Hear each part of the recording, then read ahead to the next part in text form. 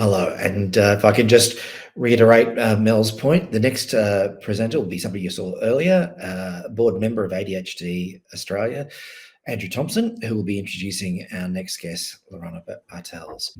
Over to you, sir. Thanks, Rob. Gee, that was really, really interesting. That intimacy presentation really got me thinking. Hi, yes, as Rob said, I have the privilege of serving on the board of ADHD Australia. It is my great pleasure now to introduce Lorana Bartells. Lorana is a professor of criminology at ANU, an adjunct professor of law at the University of Canberra and the University of Tasmania, a fellow of the Australian Academy of Law, an associate of the Australian ADHD Professionals Association, and a member also of a staggeringly large number of editorial boards. I should also, just in the interest of full disclosure, say that although I am not a practicing lawyer, I did study law, and it is criminology was one of my great interests. Of course, I was an undiagnosed ADHDer at the time, and of course, I got my legal studies were there were two parts. There was the brilliant and the terrible, and criminology was one of my brilliants because it just went with my interest. So, Lorana, welcome. Thank you so much for joining us, and I look forward to your presentation. Thank you so much, and I look forward to the chat. Can we have the slides, please? They were there. They made a brief appearance. And they are back. Thank you for the lovely introduction, Andrew, and Rob and the facilitators generally. So yes, I'm talking today about ADHD and the criminal justice system in Australia. I say criminal justice system in inverted commas because I think you'll see that the system is very far from just for a variety of reasons. So my focus today, obviously, is talking about the criminal justice system, which is what I spend kind of all my working life talking about. And I'll take as read that most of you know quite a lot about ADHD, and many of the people listening today, in fact, may have ADHD themselves. What you may not know so much about is the criminal justice system. And what I often do these days is I'm talking to people who work in that system, lawyers and prison officers and the like, and they know a lot about that system, but not that much about ADHD. So I'm spending a lot of my time there talking to them about what ADHD is, so a little different. So what I want to start by showing you is how ADHD is associated with a number of risk factors for the criminal justice system. And some of you may have personal experience with some of these risk factors, things like school exclusion. I'll come back to talk about some of these in more detail. Unemployment, having accidents, especially driving accidents, teen pregnancies, family violence, and I'll talk more about that, substance use, and we'll speak about that. Gambling can also be an issue for that, dopamine hit. And the whole talk could be about the ways in which ADHD is associated with these risk factors, but I don't want to spend too much time on that. I'll just go to this quote from a paper last year by a gentleman called Phil Anderton. He's a former police officer, and he founded and is CEO of an organisation in the UK called ADHD 360, a treatment clinic. And he said it's now well established that ADHD, if untreated, poorly treated, or mismanaged, has a causational link to the conduct of criminal behaviour. So we'll take it as given that those risks exist. Can you go back one slide, please? So what does that look like when it comes to criminal justice system involvement? Well, it's pretty stark. So having ADHD will increase the risk, or can increase the risk, of false confessions and don't know answers. And for all of these, I've included relevant research. And, I think you can perhaps understand why that might be, not thinking through the consequences of your actions, saying the first thing that comes to your mind, things like that.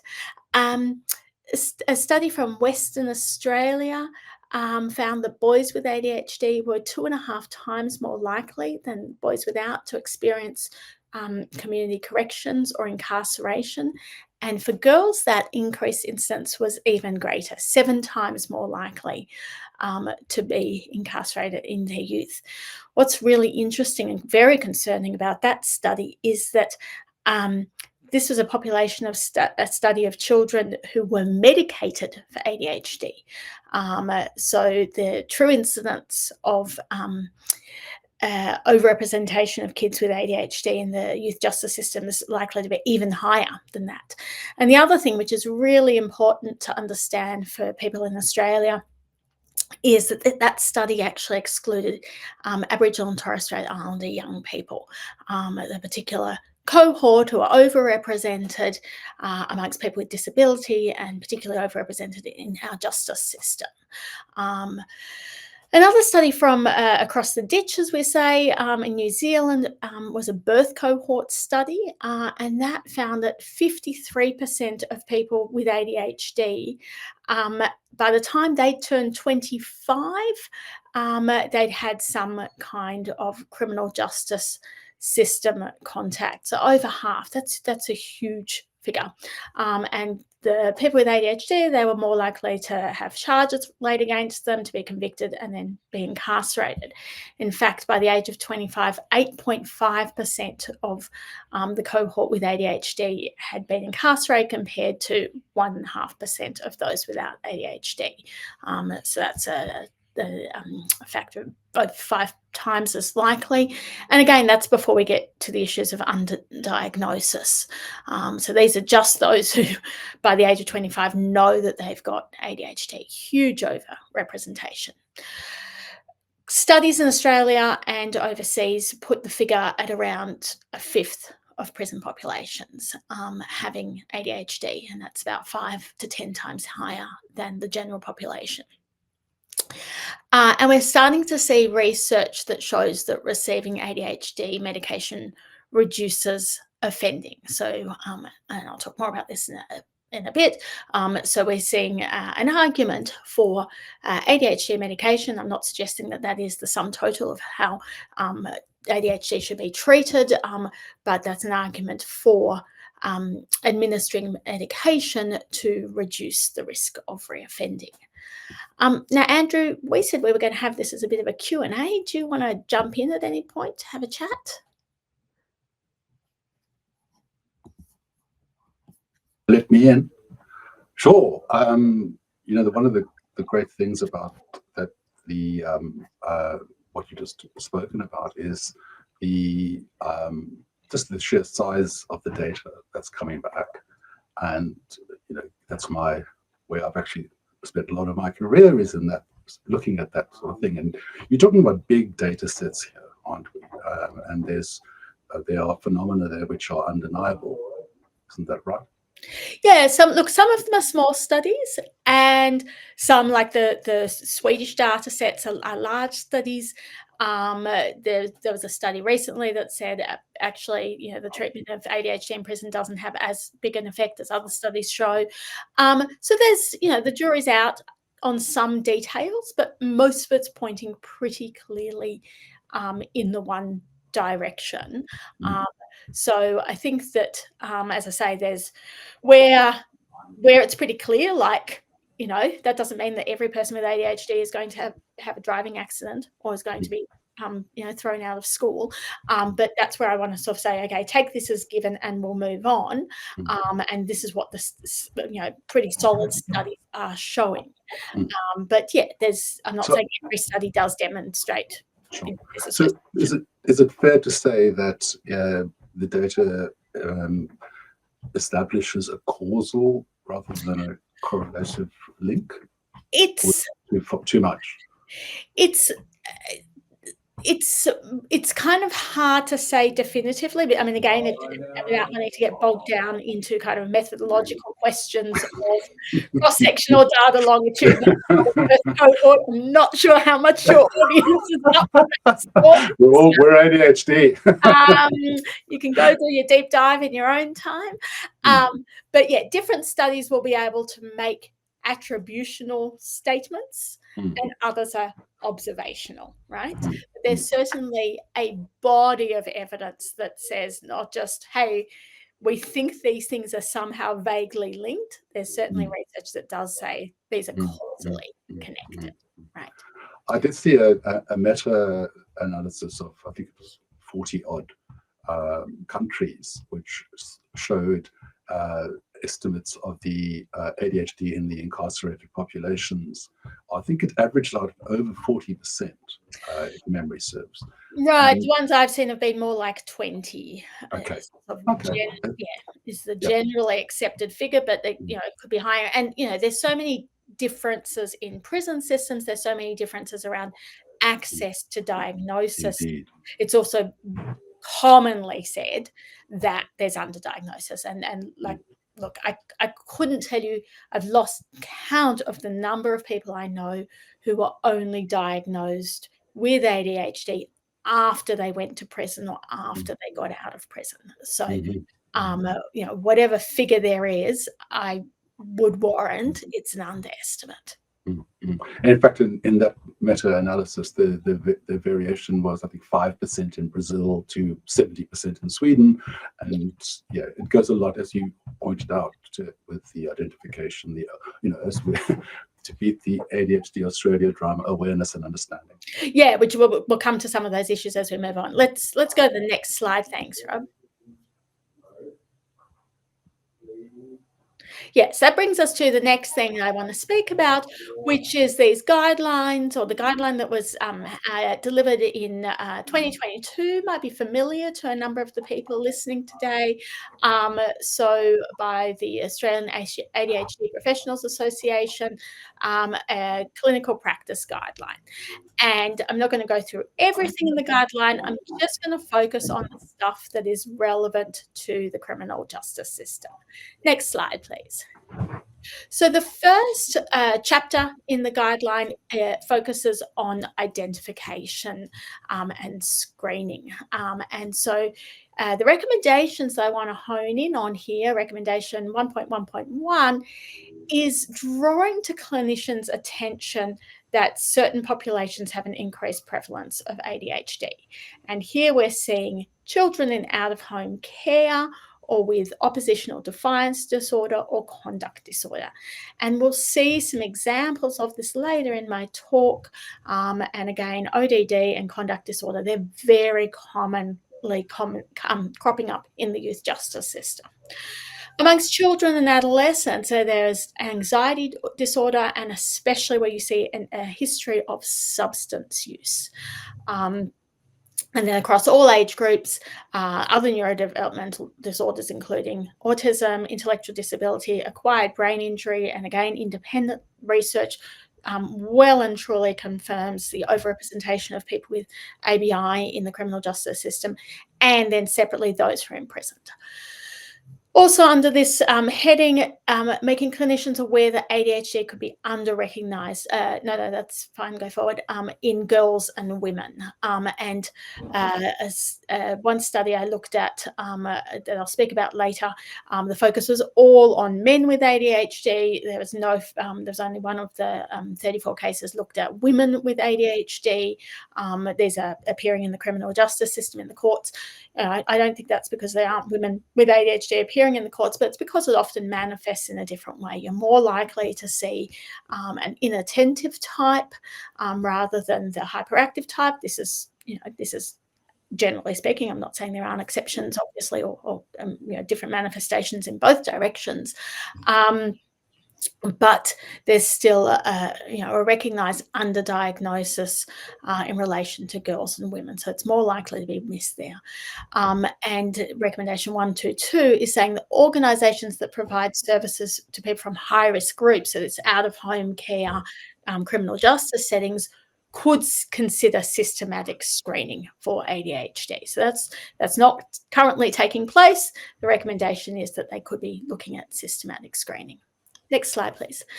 They go further in saying that for these high-risk groups, there should be screening when the person's not responding to treatment for a high-risk condition as expected. So let's say they are getting treatment for anxiety or some other condition, and they're not, showing the signs you might like to see, or often have other indicia. They're forgetting their appointments. They're not turning up to court, for example.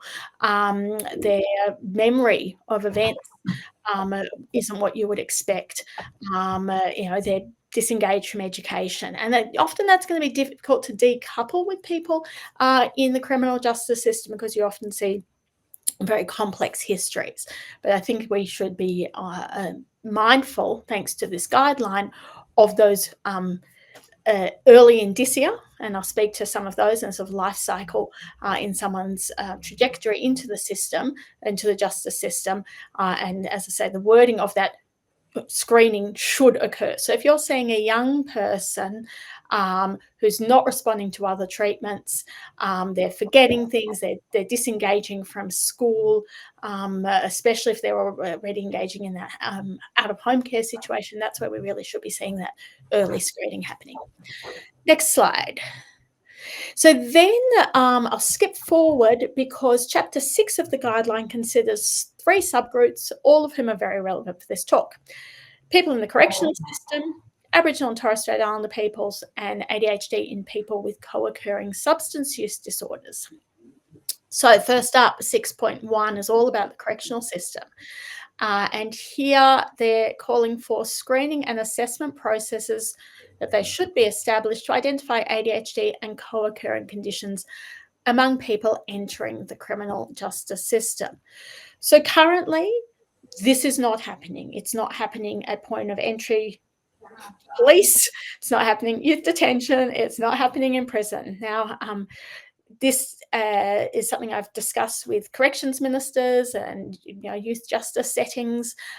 There's some people would be aware. There's a 6-screener World Health Organization questionnaire that's been validated in prisons around the world that could be used on admission to all of these settings. It's not currently being done. And I think that's a huge gap that we need to be addressing.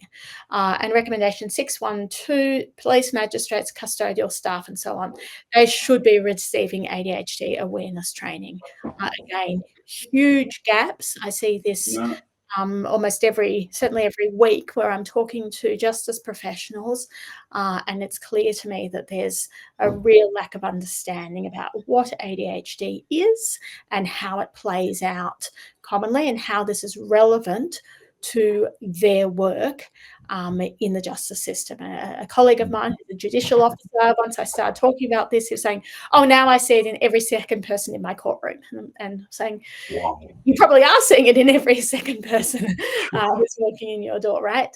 Once one's aware of it, often one then can't unsee it, but prior to that, one just wouldn't know. And there's a misunderstanding, right, of what these things mean. Disrespect for orders. Why would you act in those ways? They obviously don't care, and yet there are other explanations, of course. That's particularly relevant, of course, to the inattentive type, isn't it?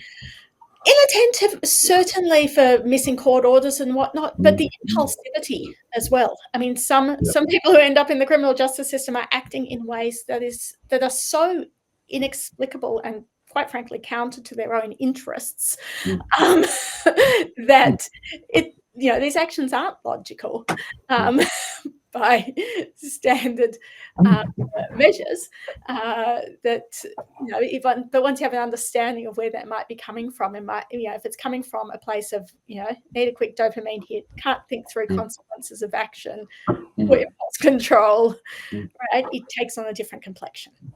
Do you think that there's a cultural resistance to this message, in the sense of, oh, well, it's an excuse?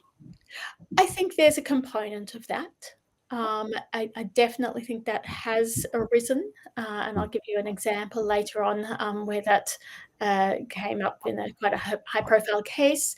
But I think there's also an awareness or rather, um, there's a there's a sort of an aha moment when I do speak to professionals. There's like, oh, okay, I wasn't aware of that. And again, the research is so strong and growing that I think there's a growing. Sorry, I didn't mean to say awareness, willingness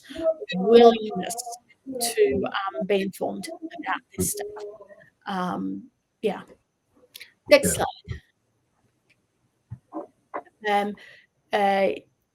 Yeah. So still in the correctional setting, so calling for treatment in custodial settings, including both pharmacological and non-pharmacological approaches, equivalent to treatment available in the community. So for the most part in Australian prisons, you cannot get access to stimulant medication. You can often get access to the non-stimulant medications, so Strattera, guanfacine, things like that, but stimulant medication is generally not available. And then, there are a range, obviously, as people would know, of non-pharmacological approaches, and best practice would be a holistic approach. And so call that holistic approach. Recommendation 614, ADHD tailored educational and occupational programs to increase engagement skills development. So, I'm not aware of any programs running in prisons where they've been designed, with that lens of how is this going to be, adapted for an audience who will be able to take it, whether that's small bite-sized chunks, more accessible from a reading format, all of those sorts of things. That's not routinely happening. And I'm not talking, about just stuff that's relevant to their ADHD, also domestic violence programs, anger management, drug and alcohol. That's not routinely being embedded into program design. And that prisons should be resourced to enable both identification and treatment. Obviously, all of this, it would, in the short term, at least take time and money, although I would suggest that it would also yield an awful lot of benefits. In particular, I could, I've spent enough time around prisons to know that a bored, dysregulated person who hasn't got appropriate outlets, they're exactly the kind of person who is likely to set their cell on fire, kick off in an argument with their cellmate, the prison officer, and generally cause quite a lot of ruckus to themselves and others. No surprises there. No surprises. And it's, it's not great for them. It's not great for those around them, right? So as I said, there's a section in the guideline in relation to Aboriginal and Torres Strait Islander people. Now, I really should have, for this audience, put together a bit more background material, because I can't take it as given that our listeners today will know that much about this. But in Australia, Aboriginal and Torres Strait Islander people are vastly overrepresented in our criminal justice system. For adult men, that's they're 17 times more likely to be in prison. For women, it's 25 times more likely than their non-Indigenous counterparts. And for the youth populations, it's equally high, about 24 times as high. Now, the reasons for this are long and varied. It's the sort of thing I would cover in an hour-long lecture with my students, but they include the legacy of colonisation, and even police agencies around the country are starting to admit to systemic racism in their practices, intergenerational trauma, socioeconomic factors, including poverty and lack of access to education, housing, higher rates of substance use, higher rates of involvement in the child protection system, and higher rates of disability. So all of those are significant factors. And in light of that, although this part of the guideline isn't specifically about the correctional system, it's recognising that there needs to be a culturally appropriate approach when it comes to ADHD and Indigenous people. So recommendation 6.2 is talking about culturally and psychometrically validated questionnaires for ADHD across the age spectrum, and that these should be developed with a strength-based focus wherever possible. And then next slide. Oh no, I think there was another part of that recommendation about talking about developing these in collaboration with members of the Aboriginal and Torres Strait Islander community to ensure that they're culturally appropriate. Yeah. So then 6.3, as I said, is about substance use and the overlap of people with ADHD and substance use in the community already is high, but in the justice system is very, very high. And I'll come to data on that in a moment. And again, so many people I know, they're using illicit substances where they're unable to access their medication. In particular, once they've got a criminal record, once they've got a record for drug offences, that becomes then an insurmountable barrier at times to finding a psychiatrist willing to diagnose, willing to prescribe medication. In fact, I've known people saying, look, I had a court order saying, take your ADHD medication as prescribed, and no one would prescribe the medication. So then I resorted to using illicit drugs just to calm the voices in my head, and get back to a functioning level. So we have this perverse situation, right? So recommendations 6.3, 1 and 2 are explaining the need for those in public health and mental health and alcohol and drug settings to be aware of co-occurrence. It's really surprised me, speaking to people in both the mental health space, working with people with ADHD, and people working in the alcohol and other drug space, how little, at least a few years ago, how little discussion there was across the two. And even to the point of saying to people in the alcohol and other drug space, are you getting people diagnosed and treated for ADHD? And them saying, well, we don't really see why that would be necessary. That really shocked me. And recommendation 6.3.4 saying, well, treatment should happen in both conditions concurrently and the relationship between the two. Next slide. Finally, chapter 7's focus on service and policy issues, looking at ADHD across the lifespan. And I think for a lot of people, there was an assumption that ADHD was something you grew out of.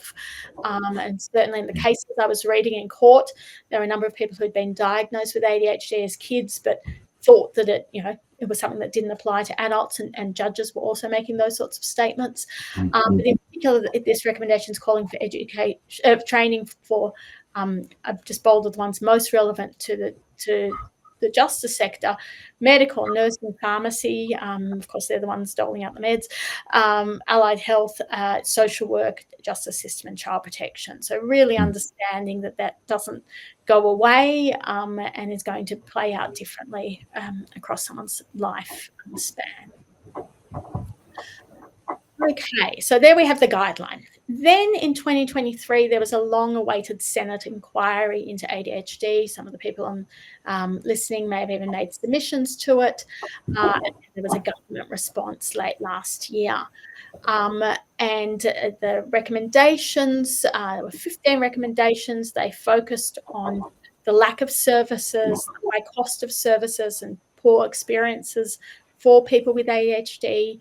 There are particular challenges for some cohorts, and again, not a surprise probably to learn that includes women and Indigenous people, and the lack of support in schools, out-of-home care, and in correctional settings. So we're seeing some pretty common themes here. What I've put up here are the two recommendations which are most relevant to what I'm talking about, and the response of the federal government to that. So the committee recommended that the Commonwealth expedite the development of uniform prescribing rules to ensure consistency between states and territories. I think a lot of people have found in the general community, I've heard of people saying, okay, well, I had my prescription in Queensland, and then I moved to Victoria, and I had to start all over again.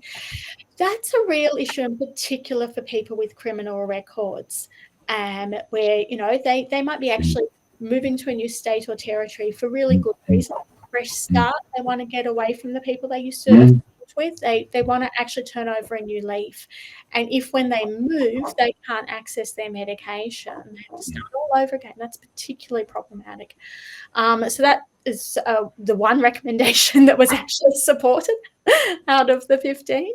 And then recommendation 11, the government works improving institutionalized settings, and that includes correctional settings. So they noted that recommendation, didn't go as high, obviously, as one might have liked. So that's where we've gotten to so far in terms of kind of the official stuff. Now what I want to do is walk people through kind of what a different approach could look like. And this is drawing on the guideline, drawing on research, but I think it might be hard for people to conceptualize what this could all look like on a day-to-day level. So for the rest of the talk, I want to make it a bit more tangible by walking you all through what I envisage as the life cycle of someone leading up to and as they get more involved in the criminal justice system, and what a more supportive approach could look like. So these vignettes, they don't represent standard practice at all. Some of them draw on atypical examples of good practice that I have heard of. Most of them are in fact what I wish could have happened to people I've met along the way. I've been working in various roles around the criminal justice system for over 25 years. It's a world I know really, really well. And I can say pretty confidently what is standard practice, and I could talk about that for ages. I'll give you some examples of that. As I say, what I'm talking about here is not what's happening, but it could happen. And quite frankly, a lot of it could happen without too much additional effort, legislative change, resources. In fact, for a lot of it, it would cost a lot less than what we're actually doing. So what I'm going to do is, next slide, please. Give you a little scenario about someone, and then explain kind of what a more ADHD positive scenario could look like based on this. So we have here 7-year-old Jaden. He's been diagnosed with ADHD and autism. Here's a handful in the classroom. So he's sometimes throwing chairs around, and his classmates are pretty scared of him. And the whole class is falling behind. It's actually not a learning environment for anyone in the classroom, and the teacher's actually gone off on stress leave. They get a new teacher, Fergus, and Fergus he's a pretty innovative guy. And what he comes up with is that each kid has a buddy day with Jaden once a month, where they get to work on whatever project they want to work on. And they do their passion project. And at the end of each day, they present on that topic to the class. Everyone has fun learning about whatever their passion project is. Rockets and dinosaurs and magic and aliens and whatever.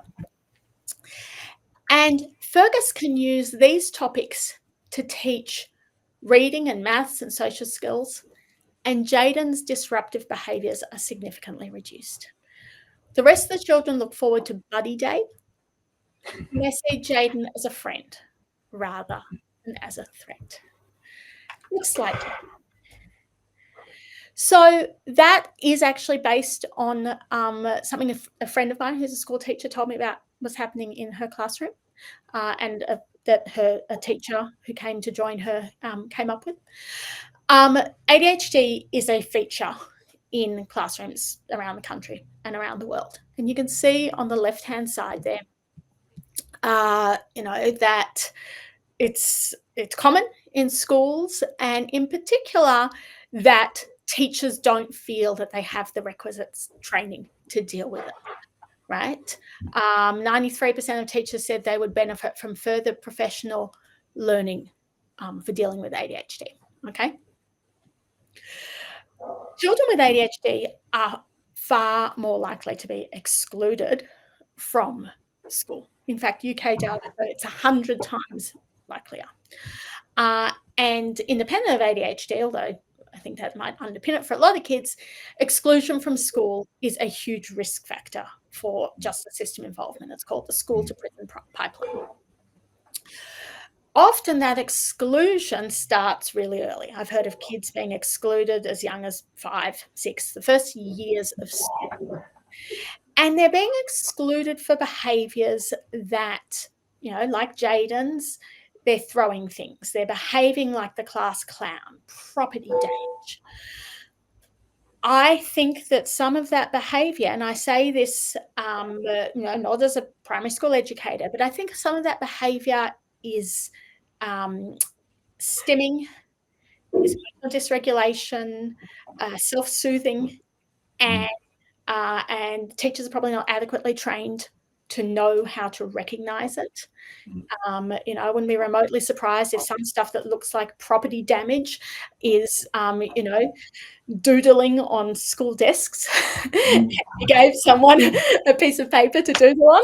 Andrew, is this resonating? Yeah, guilty as charged. Right? And you gave someone a piece of paper or something else to doodle on rather than, sending them down to the principals. You could avoid some of these difficult outcomes that happen, unfortunately. And that's how some of these kids land on this one-way path into the justice system.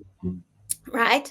So there's these red flag moments that are being missed or being identified as a problem without having appropriate helpful solutions. But there are a lot of resources out there to support children with ADHD.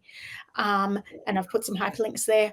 We need to be adopting a positive growth mindset. And that's exactly what that smart teacher did with Jaden, right? They were able to harness that energy and turn it into something really constructive. And literally that is a true story, and his negative behaviors really went down.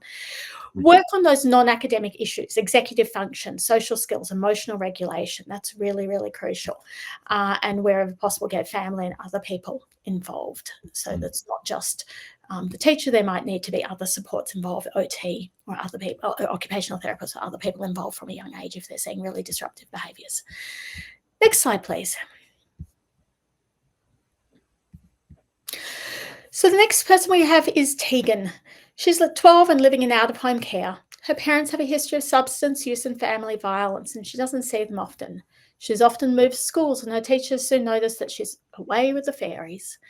She's had a bad day at her new school, and she pushes Sam, who's one of the staff at the facility where she lives, and kicks a hole in the wall. She's meant to call the police for any, Sam is meant to call the police for any property damage like this, but she just knows that she's dealt with kids like this before, and she knows how to deal with them. So she sits down with Tegan and she helps her to calm down. They go and get materials on the weekend to fix up the hole in the wall. They talk about other options for Tegan when she's angry at her parents or the kids at school. Call her stupid. And Tegan learns with Sam's support how to manage her emotions. She moves on, but she stays in touch with Sam for many years. Okay, so next slide, please. The child protection system is a huge entry point into the youth justice system. And it's really well documented. In the interest of time, I won't go into all the details, but it's called care criminalisation. And there's a lot of reasons for this, but the child protection system generally has kids in there with parents with substance use issues, family violence issues. They may themselves have undiagnosed or diagnosed ADHD. But what often happens is kids who are in those, kids who've experienced trauma, kids who are in these out-of-home care situations, they're getting brought into the youth justice system for things that if they were happening in a private home, police would not be called. I've heard of a child who was arrested and went into youth detention for throwing a bottle of tomato sauce across the room, right? That's not the sort of thing that a parent would be having a kid locked up for. So a study from Victoria showed that 300 of these so-called crossover kids, so kids in child protection and youth justice systems, 29% had ADHD. This is one of those ones where the guidelines saying screen for ADHD. And our responses, rather than calling the police, need to be trauma informed. They need to be strength. They need to be focusing on that connection like this child had with Sam, someone who actually cared, culturally appropriate for Indigenous children, and wherever possible, minimise that youth justice response. Don't call the police, it's the first resort.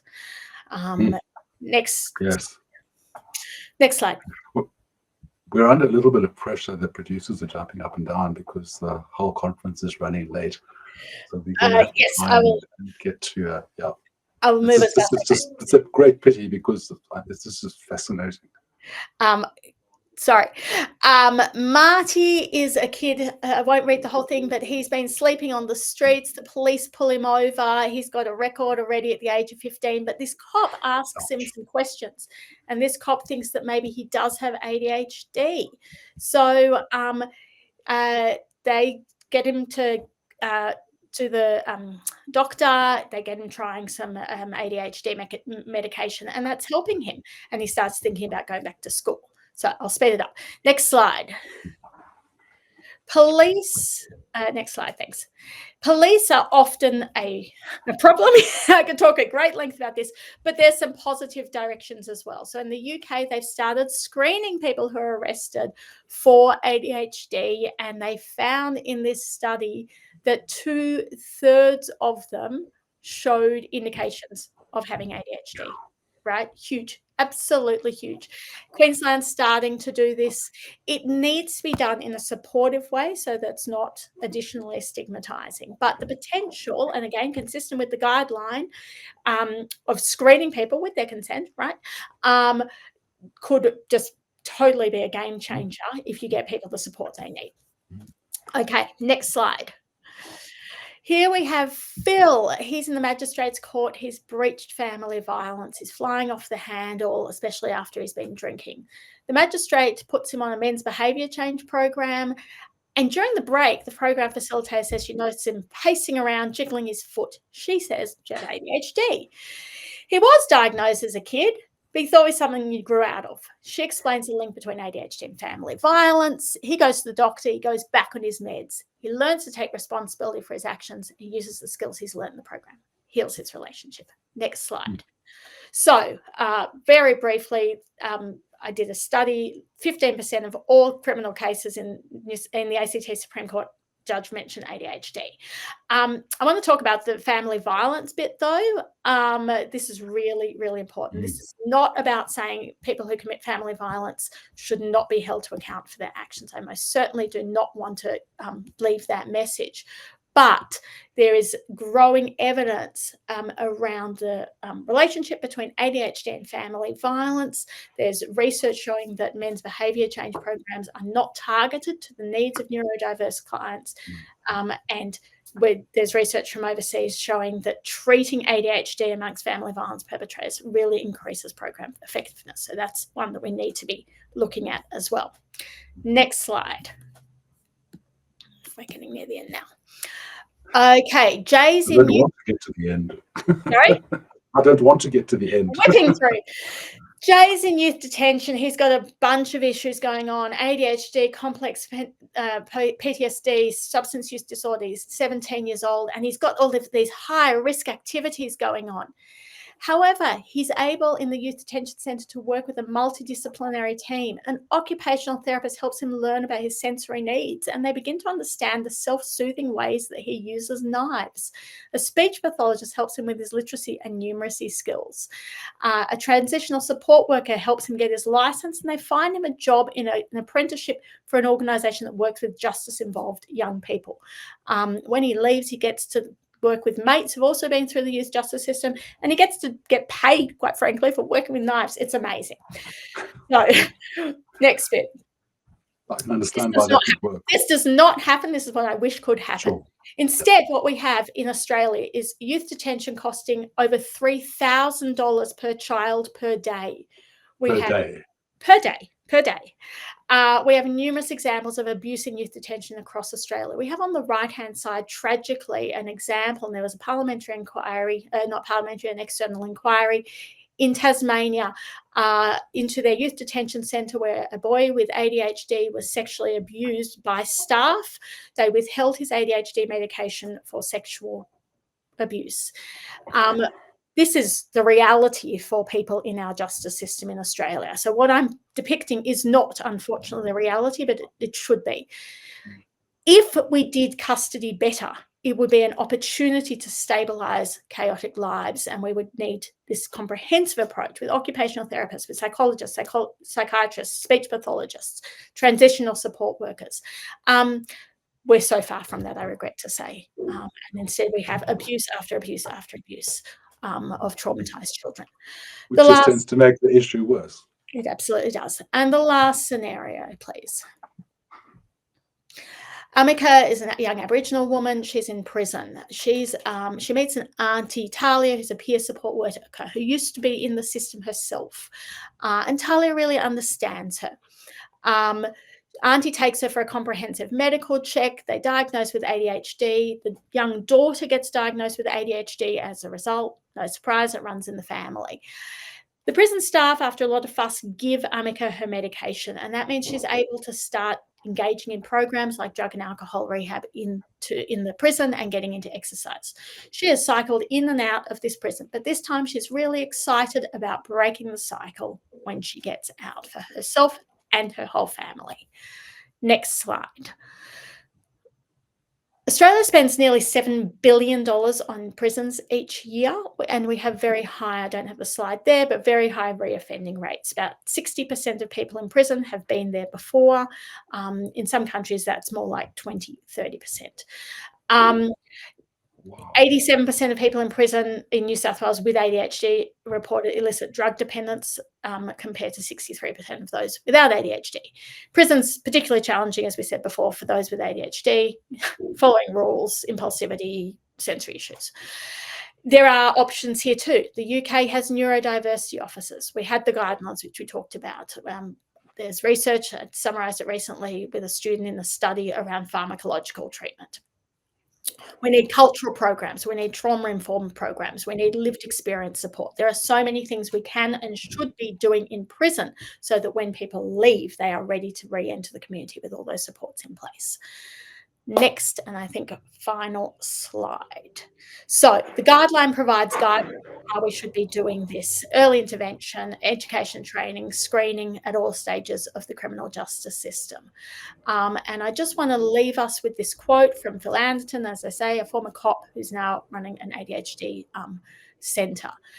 The responsibility is with all of us, clinicians, officers of public services, teachers, employers, and so on, to change our behaviours, to accommodate the people who have ADHD, and not to expect them to change to meet our expected norms. The time to prove the point with research has passed us by.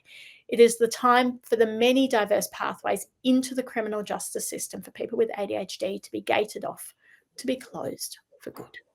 Thank you. Thank you. Gee, I've got so many questions, and I could sit here and talk about this for the rest of the day. And I'm so sorry we're running late and we have to bring this to a close. What I will say is that we will make your presentation with clickable hyperlinks available in ADHD Assist, and so that people can follow up on that. Yeah, if you click forward one more slide, I think my email address is there. People are very welcome to contact me about this. Is it? Yeah. Oh, there we go. Fantastic.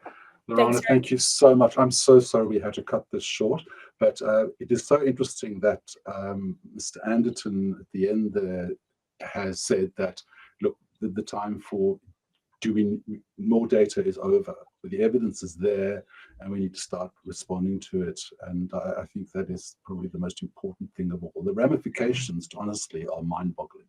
Yeah, and the potential benefits are huge. And the potential, as I say, I'd love to. What we'll do is, if it's okay with you, I'd love to get you on ADHD TV, where we won't be under too much time pressure, and we can tease out some of these things because they really, really are fascinating. So oh, Andrew, we could talk about this all day, couldn't we? Couldn't we just?